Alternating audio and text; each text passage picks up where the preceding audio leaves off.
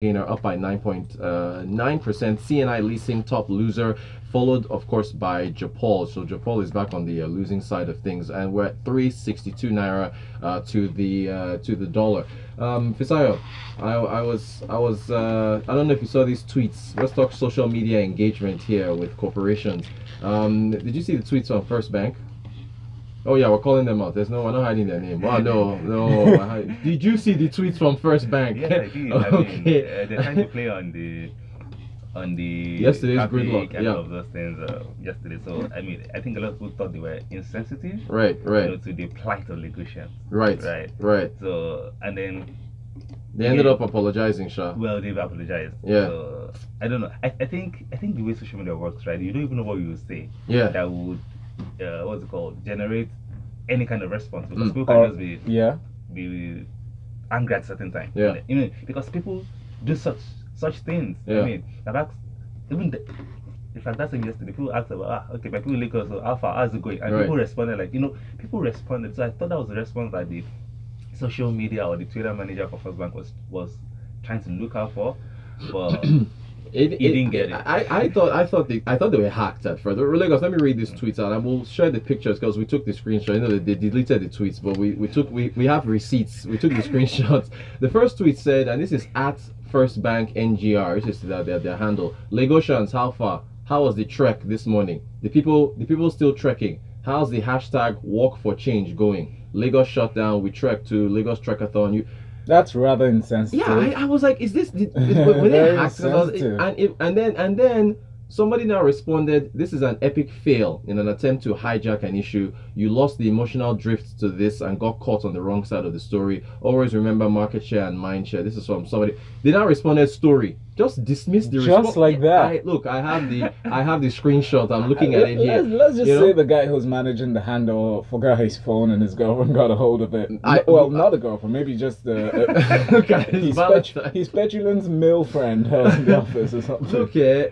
Then somebody else said, okay, how about you sort out your queues at your ATMs first? The person the first bank responded, by the time you finish trekking, we'll assure you there'll be no more queues. Wow, he continued. Yeah. Continued. So this, look, I'll tweet everything. We'll tweet it all. You guys can get to it. But then, to be fair to First Bank, they did actually come out and apologize. They said here, a tweet from us earlier in the day was totally inappropriate. As a responsible organization, we do not support or share humor taken too far, and that is what this was. Humor taken too far. We take it back and apologize on reserve. So we'll give it to them. They apologized. They deleted the tweets, but we'll still share the screenshots so that people can see them and see what they said. It wasn't even funny from the start. I mean, I was like, what is humor. this? There was no humor in that. They apologized. They've apologized. Well, so we'll never forgive. No, I forgive, but people want to see the tweets, so we shall tweet the screenshots. But they've apologized. I retweeted the apology. Oh yeah, let's move on. Oh yeah, Nigerian drone startup. Besides, now I'm asking you this question because I want to know whether you think that drones can be used to monitor elections. Nigerian drone startup raises angel funding. So the company is what? I don't know if it's Arone or Aron. They received maybe drone. Aaron, it's supposed to rhyme or something. So Aaron, they've received 2 million naira in angel funding to start a hardware investment and prototyping of its business idea. What do you think? Okay, so from a business standpoint, right, when you raise low amounts like this, 6K, I know it's $6,000, which is equivalent of do your work silently. I mean, that's what I would suggest. Yeah. So rather than press release, I mean, how much does it cost? I mean, when was this story released? South Africa? Yeah. Really? Yeah. So you probably spend out of your 6K. You spend like 1K again out of it to publish it.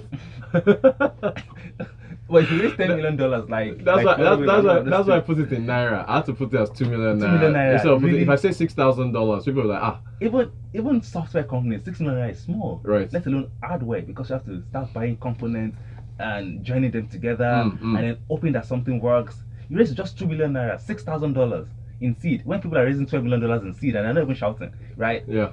Again, okay, let's see what frustration with the companies, these companies, with tech companies. Like even I'm a VC investor, but again, It's not good. Sometimes it's just raise your money, work silently, and then once you raise your next round, okay, maybe you can then make some press release. But this for me is not. It's not there. Okay, but wait, would you fund this? Because here's what they want to do. They plan to create a network of charging stations for drones in Nigeria in order to facilitate and increase the speed of deliveries. Do we have a drone market? That's the first we don't question. now. So that's the thing. We so don't. How do you build a business based on a market that does not exist? You start it now. That's how you start the market now. You influence the market. Yeah, exactly. We have the regulatory approvals to fly drones because it's expensive. Nigerian civil aviation authorities seem to be restricted. Well, in Abuja, it's totally banned. Right, exactly. Because of the strategic places. Right.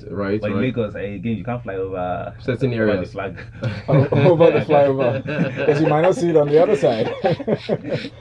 But I've always said this, and some people have of course, when you and I in a tech WhatsApp group where we talk about all this stuff.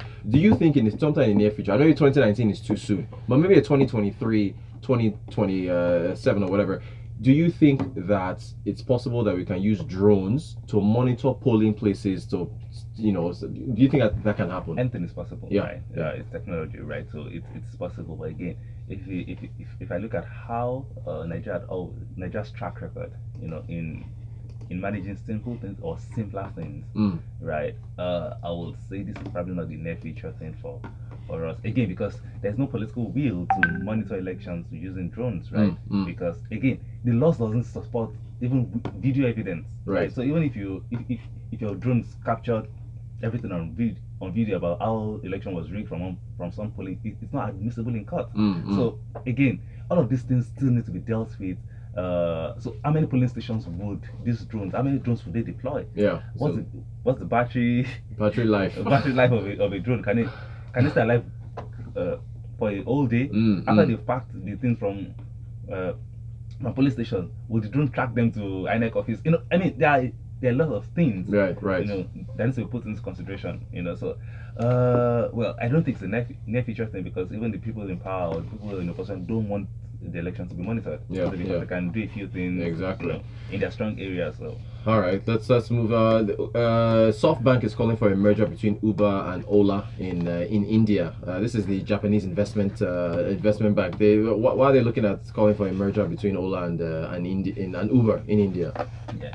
Okay, so basically, SoftBank is the largest shareholder in both companies. Yep. So it's just the shareholder trying to merge its interests. Like, I mean, we've seen this before in Nigeria, right? When Dangote. With Tiger Brands? No. I think it's a salt company. So, it's a cement company. Okay. Right? So when they merged Dangote Cement with Benue Cement, that was years ago. So because it was the largest shareholder in both, right? So just. Put them together, yeah. Okay. Put them together. So that's what SoftBank is trying to achieve in here. So, like, rather than invest in two competing businesses in the same country, right? Because they seem to be neck and neck in market share and so on. Exactly. So there's no point funding this to fight the other when you're funding both. So guys, just put the resources together and merge this thing, and then let's move on, right? And then that's if you look at the Uber strategy for some time since 2 years ago when they merged with Didi, Didi some Chinese name, right? Didi is the ride-hailing, the leading ride-hailing company in India.